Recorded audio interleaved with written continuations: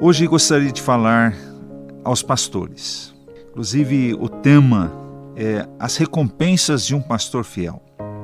Muito tem se falado e escrito sobre as qualidades e responsabilidades de um líder, mas pouco se fala sobre as recompensas no ministério.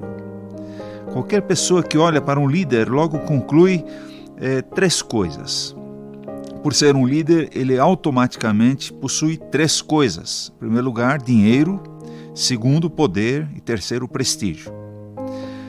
O pastor geralmente abre mão do dinheiro, pois pastorear o rebanho é diferente de ser um mercenário do rebanho. Mercenário que quer apenas a lã dos melhores exemplares do rebanho. Portanto, não creio que o pastorado seja a melhor forma de enriquecer. Temos, porém, a promessa de Deus de que Ele vai cuidar daqueles que buscam em primeiro lugar o reino de Deus. Pessoas também prestam atenção ao que o pastor fala e aquilo que ele diz. E, sem dúvida, o cargo de pastor traz a ele autoridade e influência sobre pessoas. É certo que poder traz consigo também um preço bem alto, que poucos estão dispostos a pagar. O líder é observado e o que ele faz é comentado e enfrenta muitas vezes sozinho grande oposição. Outra característica do líder é o seu prestígio. O cargo de pastor traz consigo um status especial na comunidade, mas o custo do prestígio também é alto. Traz consigo a falta de privacidade. Portanto, as aparentes recompensas de um líder, como dinheiro, poder e prestígio, são recompensas efêmeras. Elas são passageiras e certamente podem trazer muito mais descontentamento do que recompensa. Mas, para o pastor, existem outras recompensas, pelas quais realmente vale a pena assumir o ônus da liderança e do pastorado.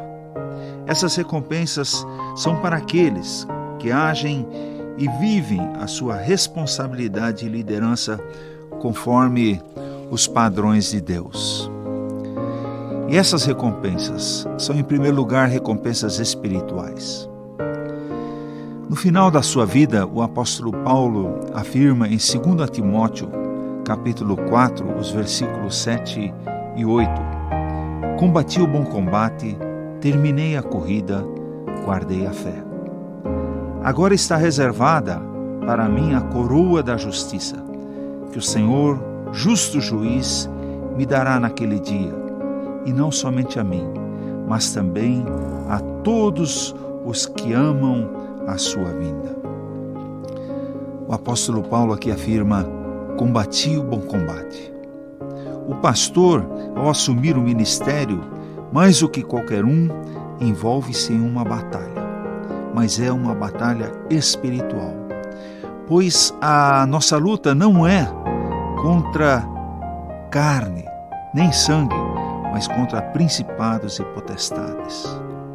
Em Efésios 6, nós vemos Paulo afirmando que devemos nos revestir de toda a armadura de Deus para podermos ficar firmes contra as ciladas do diabo.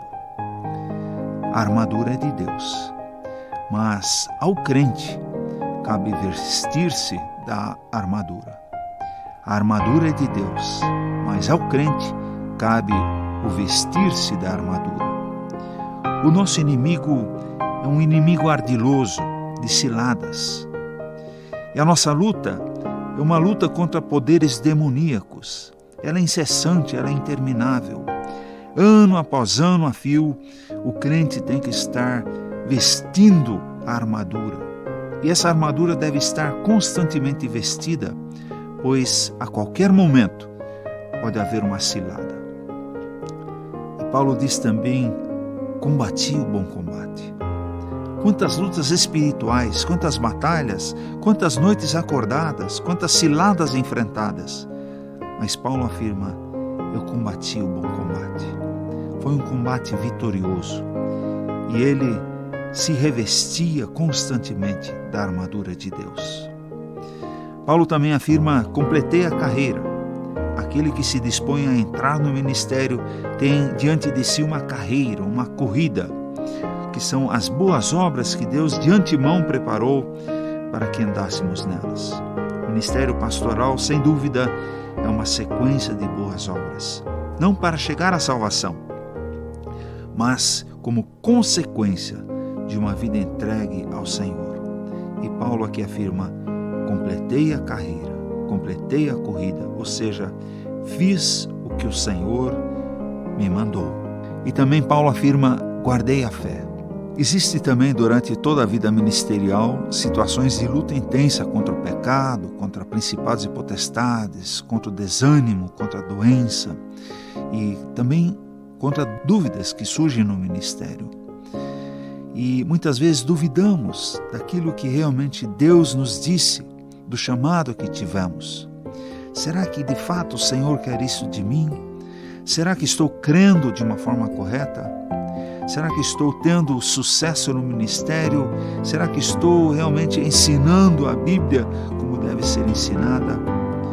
Paulo, em meio a muitas oposições e também em frente a traições, ele pôde afirmar: guardei a fé. Eu conservei a fé no meu ministério. E por fim, vêm as recompensas. Nenhuma recompensa pode ser maior do que saber que Deus Todo-Poderoso se agradou e se agrada de você. E que o Deus Todo-Poderoso está satisfeito da forma como você tem conduzido a sua vida ministerial. A alegria de saber que existem recompensas e prêmios esperando por você para toda a eternidade é de um valor realmente incomensurável. Essas recompensas não se comparam com os tesouros terrestres. E as Escrituras nos mostram homens e mulheres que viveram as bênçãos de Deus por terem sido fiéis ao Senhor em sua carreira, em seu ministério. Como, por exemplo, Jó, que era um empresário justo e que trouxe glória para Deus. Também Daniel, um oficial do governo que, por causa da sua conduta, foi declarado muito amado pelo Senhor. Zacarias e Isabel, por exemplo, que juntos diante de Deus viviam de uma forma irrepreensível e em todos os preceitos e mandamentos do Senhor. E o próprio Jesus, que recebeu o elogio do Pai, dizendo: Tu és o meu filho amado, em ti me comprazo. O apóstolo Paulo entendeu que a recompensa terrena, como dinheiro, poder, prestígio, de fato não se comparam com aquilo que está diante da recompensa de Deus.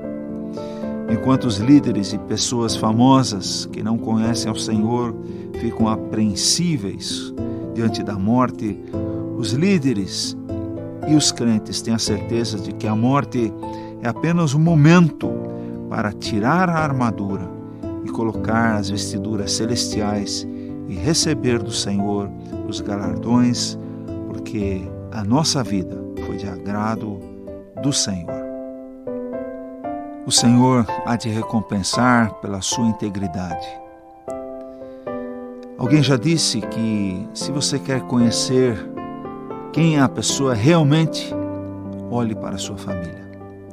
Não dá para ser alguém na igreja e uma outra pessoa em casa. A integridade é confirmada quando a casa e a igreja não se contradizem na vida do líder. A bênção de ter a casa servindo ao Senhor leva ao pastor a ser reconhecido, respeitado e amado na igreja. A integridade também se manifesta no trabalho, nos relacionamentos e consigo mesmo. O pastorado é um empreendimento nobre, mas necessita de ser completado em sua carreira. Em Filipenses 3, os versículos 14 e 15, Paulo afirma: prossigo para o alvo. Querido pastor, que nessa sua jornada, como líder e como alguém que o Senhor separou para o ministério que é santo, prossiga para o alvo.